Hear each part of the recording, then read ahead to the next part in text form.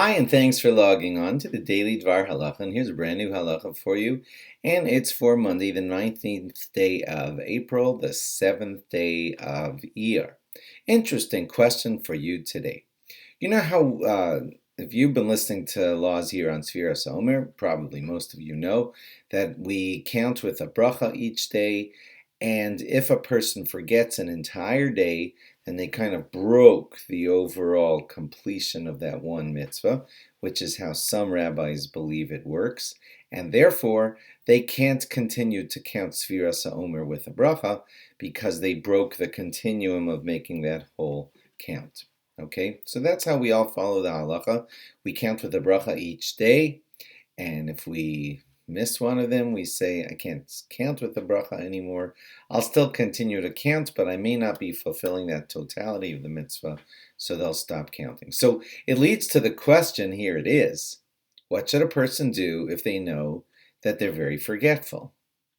And they always forget to do everything they're supposed to do.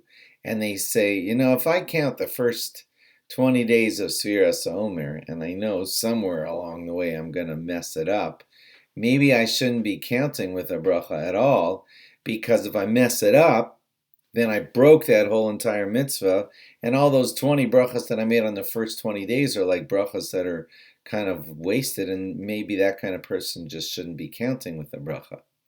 The Mishnah Berurah seems to imply that yes, if you're a very I guess you're going to say to me, so why are you telling this to me now? I'm just teaching you, okay?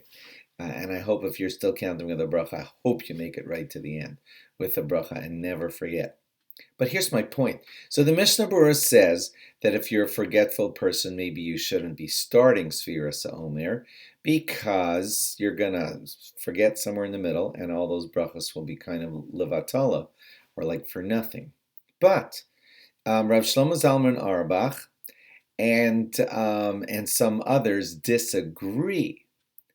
And they say, I think that's Rav Shmuel Kamenetsky also disagrees, and they both say, those last two names that I just mentioned, they say, it's fine.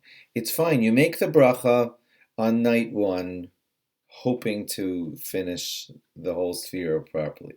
And you do the same on night 2, and you do the same on night 3. If on night 20 you mess up, we don't say that retroactively those brachas were for quote-unquote nothing. Each day you count with the anticipation that you hope that you're going to complete it. And if you didn't complete it, okay, you didn't complete it. But those brachas that you said on the first 19 nights were fine.